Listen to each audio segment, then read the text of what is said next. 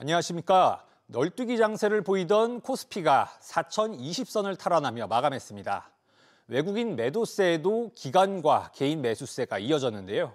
SK 하이닉스는 다시 60만 원에 육박하고 있습니다. 첫 소식 엄하은 기자의 보도입니다. SK 하이닉스는 하루 만에 반등하며 60만 닉스 턱밑까지 회복했습니다. 장 초반 반도체 대장주의 상승세로 코스피는 어제 급락을 만회하며 4,100선을 넘어섰지만 이후 상승폭을 줄여 4,026.45에 마감했습니다. 외국인이 지난 나흘 동안 코스피 시장에서 6조 8천억 원 가까이 팔아치웠지만 개인과 기관의 저가 매수세가 이어지면서 4,000선을 지켰습니다. 11월 들어서는 이제 3거래일 동안 외국인들 매도세가 상당히 강하게 이제 유입이 되고 있는 거고, 개인들이 5조 7천억 정도 샀어요. 수치상으로는 21년 5월 이후에 가장 큰 규모예요. 코스피가 단기 급등한 만큼 과열 해소 차원의 단기 조정이란 분석이 나옵니다. AI 버블 우려 속 급락했던 미국 증시는 기술주 반등에 하루 만에 진정됐습니다. 미 셧다운 장기화 등의 악재는 있지만 AI 반도체를 둘러싼 모멘텀이 꺾이지 않은 만큼 강세장이 이어질 것이란 전망입니다. 삼성전자나 SK 하이닉스 비롯한 이 반도체 기업들의 이익 추정치가 지속적으로 상향되고 있거든요. 지금 밸류에이션 자체가 과거 평균 대비해 봤을 때 비싸다고 보기도 어려운 수준이고, 글로벌 유동성 확대가 좀 당분간은 좀 주식시장을 자극할 확률이 높다라고 생각합니다. 증권가에서는 반도체가 국내 증시 회복을 주도하면서 코스피가 장기적으로 7,500선을 넘어설 수 있다는 낙관적 전망까지 나오고 있습니다. SBS 비즈 엄하은입니다. KT 해킹 사태 중간조사 결과가 나왔습니다. KT는 악성 코드의 서버가 감염된 걸 안 뒤에도 이를 숨겼고, 해킹 수단으로 지목된 펨토셀 관리도 부실했던 것으로 드러났습니다. 조슬기 기자가 보도합니다. KT는 지난해 3월부터 7월 사이 BPF 도어 등 악성 코드에 감염된 서버 43대를 발견했습니다.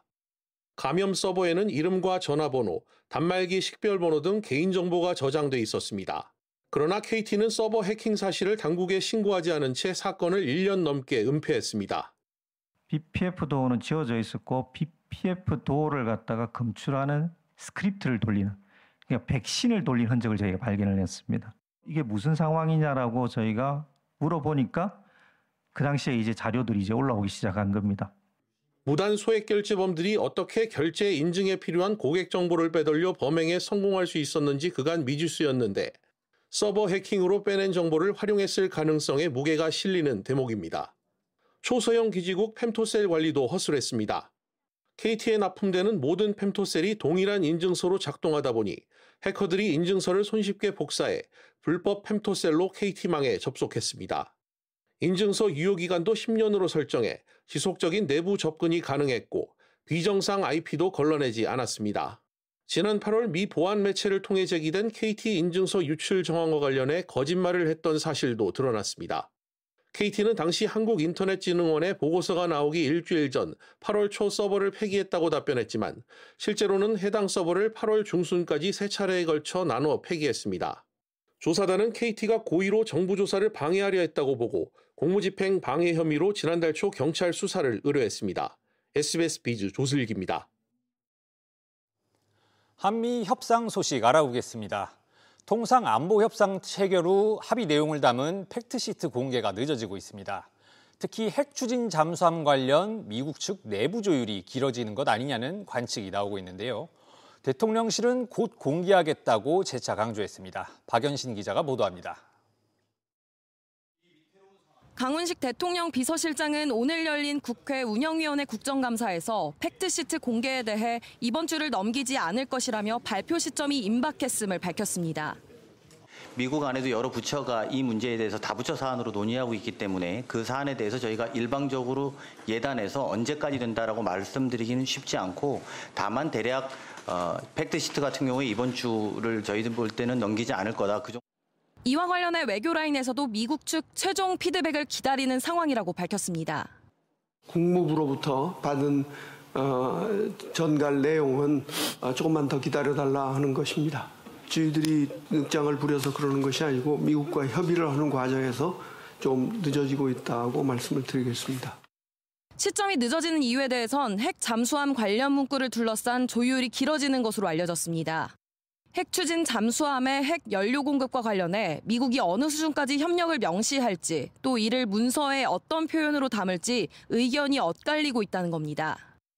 구체적으로 깊게 들어가면은 이제 건드릴 부분이 많이 있는데 막판에 이제 급하게 협상으로 도출하다 보니까 세부상의 어떤 조율이 좀 미비했던 것 같습니다. 연말을 넘기게 되면은 또 이제 다른 얘기가 나올 수 있기 때문에 이제 마무리를 올해 안에 좀 해야 되지 않을까 그런 생각을 해봅니다. 정부는 통상부문 협상은 이미 마무리됐으며 안보부문 조정이 끝나는 대로 팩트시트와 MOU를 함께 공개한다는 방침입니다. SBS 비즈 박연신입니다. 정부는 협상의 핵심 쟁점인 대미 투자에서 원리금은 보장된다고 강조하고 있습니다. 하지만 양해각서엔 정작 강제 청산 조항이 담기지 않은 것으로 확인됐습니다. 투자가 실패하더라도 우리 측이 남은 자금을 바로 회수하기는 어렵다는 얘기인데요. 이어서 지웅배 기자의 보도입니다. 국회 운영위원회 국정감사에 나온 김용범 정책실장은 대미 투자의 강력한 안전장치를 강조했습니다. 투자 원리금 회수에 불확실성 있는 사업은 애시당초 착수하지 않도록 그리고 우리 협의위원회에서 동의하지 않도록 그런 제1조의 상업적 합리성 조항을 넣었습니다. 양해각서에는 투자위원회 사전 심사, 수익률이 낮을 경우 배분 비율 조정, 여러 프로젝트에 나눠 투자하는 분산 구조 등이 안전장치로 담긴다는 게 정부의 설명입니다. 하지만 출구 전략에 해당하는 강제 청산권은 담기지 않는 것으로 파악됐습니다. 정부 고위 관계자는 합의안의 강제 청산 조항은 안 들어갈 걸로 안다며 투자금 회수와 관련한 약정은 아직 없다고 말했습니다. 일본과 마찬가지로 투자 손실이 커지더라도 미국의 청산 결정이 내려질 때까지 기다려야 할 수 있다는 우려가 제기됩니다. 청산 대상인 기업을 계속 그대로 손실이 나도록 그 투자금을 자본 잠식되도록 계속 놔두기보다는 청산하도록 하는 게 낫겠죠. 투자 후보다 투자 전 단계에서의 심사와 협의력이 결정적인 안전판이 될 거란 분석입니다. 일본이 참여하는 프로젝트가 있고 우리가 참여하는 프로젝트가 있을 수 있거든요. 그럴 때 알짜배기 투자 프로젝트를 누가 확보하느냐. 한미 간에 좀 더 협의 채널을 원만하게 구성해 놓는 것이 더 좋지 않을까 하는 생각이 드네요. 청산 조항의 양해각서 포함 여부에 대해 산업부 관계자는 확인해주기 어렵다고 밝혔습니다. SBS 비즈 지웅배입니다. 이 와중에 국회에선 이재명 정부의 첫 본 예산안 심사가 진행되고 있습니다. 정부는 미래 투자를 위해선 역대 최대인 728조 원 규모 예산이 필요하다는 입장이지만 야당은 비판의 목소리를 높이고 있습니다. 취재기자 연결합니다. 정윤영 기자. 네, 정윤영입니다. 여야 공방이 계속되고 있죠? 네, 정부와 여당인 더불어민주당은 확장 재정이 미래 경제에 활력을 줄 수 있다고 주장했는데요. 구윤철 경제부총리는 확장 재정을 통해 경제 성장과 세수 기반을 확충하는 선순환 구조를 구축하겠다고 밝혔습니다. 반면 국민의힘은 사업 내용이 중복돼 AI에 A만 붙어도 예산을 받을 수 있다는 소문이 난무하다며 불효불급한 예산은 대폭 삭감해야 한다고 주장했습니다. 한미 관세 합의안을 두고도 여야 간 공방이 있었는데요. 국민의힘은 대미 투자로 인한 재정 부담이 크다며 투자가 아니라 송금이라고 비판했습니다. 반면 여당은 국익을 지켜낸 통상외교가 우리 경제의 불확실성을 해소했다고 평가했습니다. 트럼프 대통령 발언으로 엔비디아 그래픽 처리 장치 GPU 공급에 대한 우려도 나오고 있는데 이거는 어떻게 되는 겁니까? 네, 김민석 국무총리는 차질 없이 진행될 것이라고 밝혔습니다. 앞서 젠슨항 엔비디아 CEO는 한국 정부와 삼성전자, SK그룹 등에 총 26만 장의 GPU를 공급한다고 발표했는데요. 하지만 이후 도널드 트럼프 미국 대통령이 엔비디아의 칩은 미국 외에 누구도 가질 수 없다고 발언하면서 우리도 공급에 차질을 빚는 것 아니냐는 우려가 나왔습니다. 이와 관련한 야당 질의에 김 총리는 약속한 대로 진행될 것이라며 트럼프 대통령의 발언이 있던 다음 날 아랍에미리트에 칩을 선적한 사례가 있다고 설명했습니다. 국유재산 헐값 매각 논란과 관련해 구윤철 부총리는 전체적으로 조사하고 재발 방지를 위한 가이드라인을 만들겠다고 밝혔습니다. SBS 비즈 정윤영입니다. 부동산 소식으로 가보겠습니다. 정부와 서울시의 설전이 이어지고 있습니다. 주택 공급 역량이 부족하다고 지적받은 오세훈 서울시장이 10.15 대책은 악재라며 맞받아쳤습니다. 류정영 기자입니다. 서울 성북구에 위치한 한 재개발 추진구역입니다. 오세훈 서울시장이 이곳을 찾아 정부의 부동산 대책을 또 비판했습니다. 악재가 터졌습니다. 11.15 대책이라는 게 나와서 아마 여러분들이 이 사업을 추진해감에 있어서 적어도 도움되는 건 별로 없고 장애 사유만 잔뜩 발생하는 이런 일이 생겨서 많이 좀 어려워하시고 그렇기도 하고. 특히 서울시 전체가 규제 지역으로 지정되면서 재개발 재건축 조합원 지위 양도가 제한돼 사업성이 떨어진다는 걸 콕 집어 언급했습니다. 주택 공급 정책을 두고 오 시장과 정부의 신경전은 최근 며칠 사이 가열되고 있습니다. 김용범 대통령실 정책실장은 지난 3일 재개발 재건축 70에서 80%는 서울시 업무고 서울시도 정부만큼 주택 공급 방안을 고민해야 한다며 서울시에서 병목을 일으키고 있다고 기자 간담회를 통해 밝힌 바 있습니다. 오 시장은 어제 자신의 소셜미디어 게시글에 이어 이틀 연속으로 정면 반박에 나섰습니다. 정부에서 엇박자를 내는 얘기를 자꾸 하는데 그런 것은 국민 여러분들을 오히려 불안하게 하고 부동산 가격을 오히려 자극하는 악재가 될 수 있습니다. 자제를 촉구합니다. 한편 서울시는 최근 합정동, 이태원동, 구로동 일대 등을 신통기획 후보지로 추가 지정하면서 재건축, 재개발 사업을 중심으로 한 주택 공급을 이어나간다는 방침입니다. SBS 비즈 유정현입니다. 10.15 대책으로 투기 우려가 적은 곳마저 거래가 어려워졌다는 불만이 거셉니다. 서울 노원, 도봉, 강북 등 주민들은 규제 지역 지정 과정에 문제가 있다며 집단 반발에 나섰습니다. 최지수 기자입니다. 서울 외곽 중저가 단지가 몰려있는 노원구 주민들은 11.15 규제로 거래가 막혀 혼란스럽습니다. 상급지인 한강벨트 지역에 비해 집값 급등 우려가 적음에도 불구하고 이사 등 실수요 목적의 거래조차 어려워졌습니다. 팔고 사지도 못하고 전세도 없어요. 강남 지역 20평짜리면 여기 와서 대고를 살 수가 있어요. 전혀 미동도 안 하는 지역에 지금 화가 난 정도가 아니에요. 표현할 수가 없는 그런 지경이 있어요. 온라인 커뮤니티에선 11.15 규제 완화 호소 진정서가 등장하는 등 노도강 주민들의 집단 반발 움직임이 본격화하고 있습니다. 특히 지난달 규제 지역 지정을 위해선 주택법에 따라 7월에서 9월 통계를 활용했어야 하지만 정부가 6월에서 8월 통계를 쓴 것을 두고 위법성 논란도 제기됩니다. 주민들은 국토부 장관을 상대로 조정 대상 지역 지정 취소를 촉구하는 행정소송을 예고했고 야당 주도로 소송인단 모집이 시작됐습니다.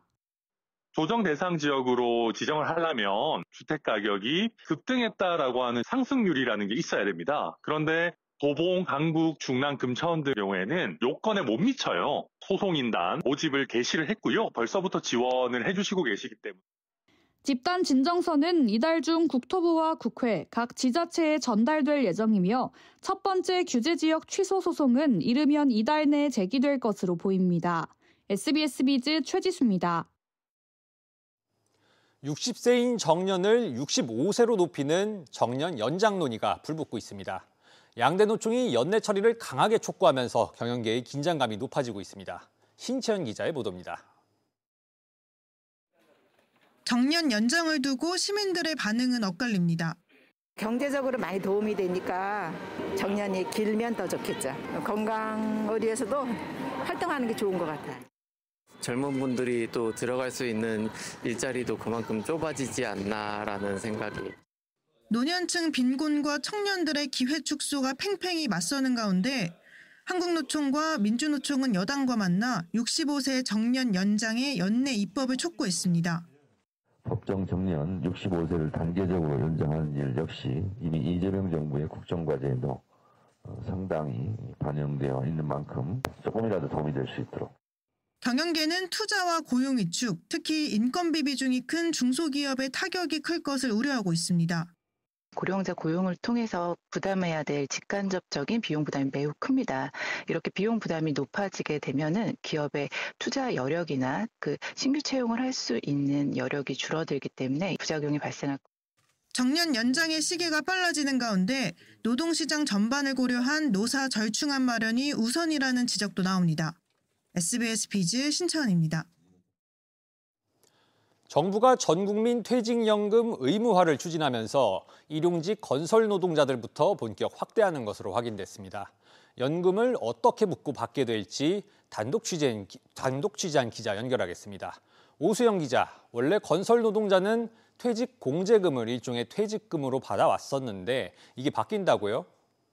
네, 그렇습니다. 건설 근로자는 일반 직장인들과 달리 건물을 새로 올릴 때마다 사업장이 바뀌는 데다 고용과 실직이 수시로 반복된다는 특징이 있습니다. 이에 건설근로자법에 따라 설립된 공공기관인 건설근로자공제회에 가입해서 각종 복지 혜택을 받는데요. 퇴직 공제금은 일한 날수만큼 사업주가 적립한 공제부금에 이자를 더해서 지급되며 적립 일수가 252일 이상이어야 신청 가능합니다. 전국 가입자 500만 명에 달하는 건설근로자공제회가 퇴직 공제금의 연금화를 본격 추진합니다. 공제회는 초고령화 사회를 앞두고 있으나 현행 국민연금만으로는 노후소득 부담이 충분하지 못해서 건설근로자 퇴직공제 제도의 연금화가 필요한 시점이라고 밝혔습니다. 연금 형태로 바꾸기 위한 방법도 구체화되고 있다고요? 네, 그렇습니다. 건설근로자공제회는 퇴직공제금을 연금으로 전환하기 위해서 근로자가 일정 금액을 직접 적립하거나 다른 연금과 연계해서 지급하는 등 구체적인 재원 마련 방안을 모색하고 있습니다. 또 연금 수령을 위한 최소 적립액과 근속기간 기준을 정하는 방안도 논의하고 있습니다. 특히 장기 근속을 유도할 별도 대책을 마련해서 연금 형태로 전환되는 퇴직공제금의 실효성을 높일 계획입니다. 고용노동부는 퇴직연금 의무화와 관련한 이행 방안을 연내에 마련해서 내년 상반기에는 입법 절차에 착수할 계획인데요. 정작 공공기관의 20%가 퇴직연금 도입을 아직 안 했고 중앙행정기관 52곳 공무원들의 가입률이 51%에 불과한 상황입니다. SBS 비즈 오수영입니다. 정가 10만 원 콘서트 티켓이 암표로는 무려 200만 원입니다. 이렇게 번 돈으로 해외 주식에 부동산까지 산 암표상들이 국세청에 덜미를 잡혔습니다. 이한나 기자, 조사받게 된 암표상들이 몇 명입니까? 네, 국세청이 티켓 거래 플랫폼의 상위 1% 판매자 가운데 거래 규모가 비정상적으로 큰 17명을 대상으로 세무조사를 실시합니다. 조사 대상에는 공공기관 근무자와 사립학교 교사부터 조직적 구조를 갖춘 기업형 암표상까지 포함됐습니다. 이 암표상들은 공연, 스포츠 입장권을 정가의 수십 배에 되파는 등 수만 건의 거래로 200억 원이 넘는 암표를 유통한 것으로 추정되는데요. 국세청은 암표 판매 수익이 차명 계좌로 분산된 정황, 외제차 구입이나 해외 주식 투자 등 탈루 소득의 사적 유용 사례도 포착했습니다. 이들이 어떤 식으로 암표를 팔았나요? 네, 가장 전형적인 수법은 입장권에 웃돈을 얹어 되파는 중고거래형입니다. 대리 티켓팅, 소위 델티도 주요 수법인데 대리 티켓팅 업자는 전문 노하우를 갖춘 조직적 사업체로 활동하면서 고수익을 올리는 동시에 창업 중소기업 세액 감면 혜택을 받는 사례까지 있었습니다. 또 불법 책임을 분산하기 위해 매크로 프로그램을 티켓 희망자에게 직접 판매하거나 온라인 세치기가 가능한 직접 예약 링크, 직링을 판매하는 수법도 적지 않았습니다. 국세청은 금융추적, 금융정보분석원의 정보 등 가용수단을 활용해 암표 판매와 관련된 현금 거래를 빠짐없이 확인하고 탈루 세금을 추징하겠다고 밝혔습니다. 동시에 조세범 처벌법에 따라 조세포탈 혐의가 확인되면 고발 조치한다는 방침입니다. SBS 비즈 이한나입니다. 수술 받을 땐 보통 동의서를 쓰죠. 그런데 그 수술에서 의료과실이 생길 경우에는 어떻게 될까요? 보험금을 못 받는다는 게 보험사들 입장이었는데 당국이 이를 뒤집었습니다. 오서영 기자, 그간 보험사들이 의료과실에 보험금을 안 줬던 논리가 뭡니까? 네, 상해로 인정되지 않았기 때문입니다. 가령 A씨는 병원에서 수술을 받고 퇴원했지만 의식 저하로 대학병원에 입원 중 사망했습니다.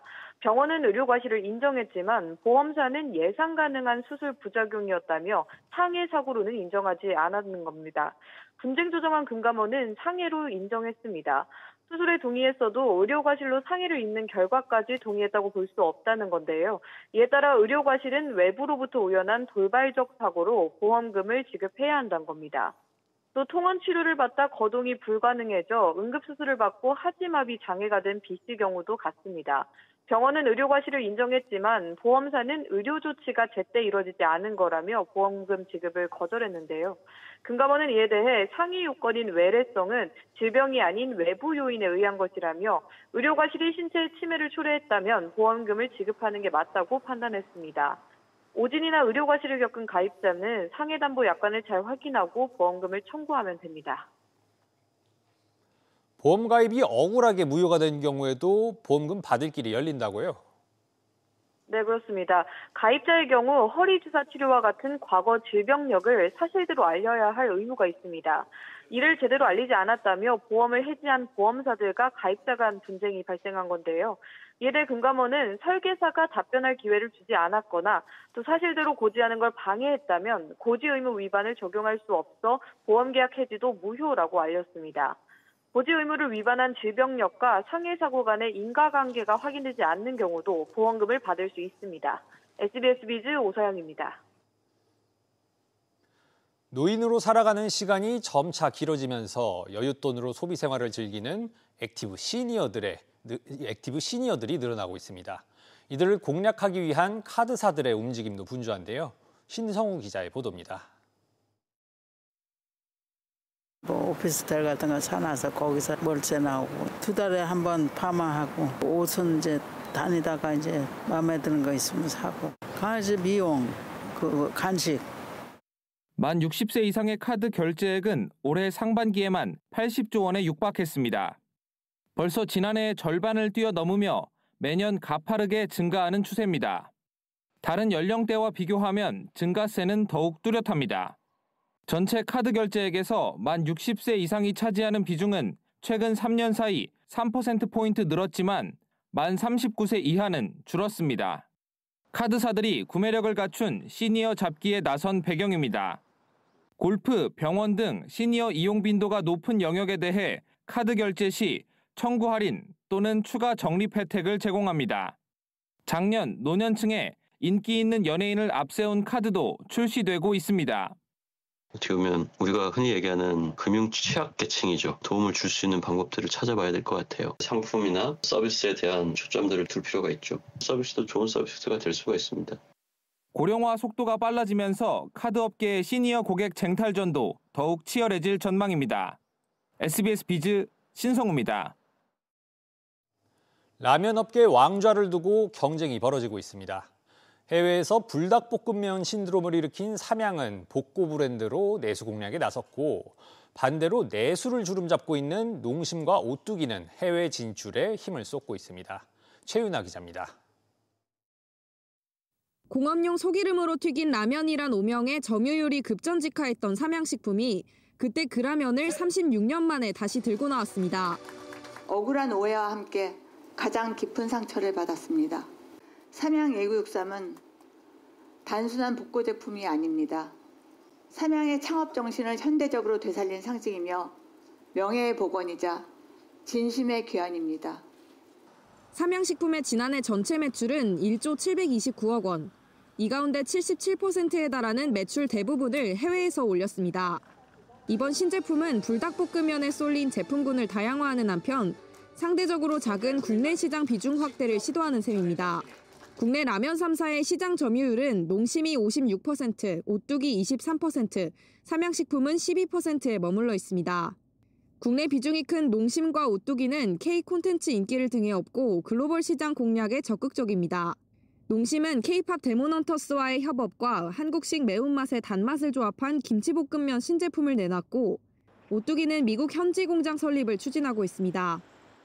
한국식 누들이 세계의 새로운 어떤 표준으로 지금 자리 잡고 있다. 새로운 라면 또는 옛날 라면 리바이벌하고 그러면서 서로 상승작용을 일으켜서 계속 역사 유사 이래 최대 매출을 계속 갱신할 수 있을 것 같아요. 한국인의 라면 사랑이 세계로 퍼지는 가운데 국내와 해외 두 마리 토끼를 잡기 위한 라면 업계의 각축전이 벌어지고 있습니다. SBS 비즈 최윤아입니다. 네이버가 서울 코엑스에서 열린 통합 컨퍼런스 단25 행사를 통해 검색, 쇼핑, 광고 등 주요 서비스에 내년부터 인공지능 에이전트를 순차적으로 도입하겠다고 밝혔습니다. 또 반도체, 자동차 등 국내 제조업 분야 AI 전환을 지원하기 위해 피지컬 AI 개발에 속도를 내고 데이터 센터 투자를 확대하기로 했습니다. AI는 이제 코드 속을 벗어나 피지컬 AI, 즉 현실 공간에서 판단하고 행동하는 지능으로 확장되고 있습니다. 그리고 저희는 이런 변화를 수년 전부터 준비해 왔습니다. 네이버는 이와 함께 자체 개발 중인 휴머노이드 로봇 미니로이드를 이달 말 공개하고 사옥 내 업무 현장에 투입할 계획이라고 덧붙였습니다.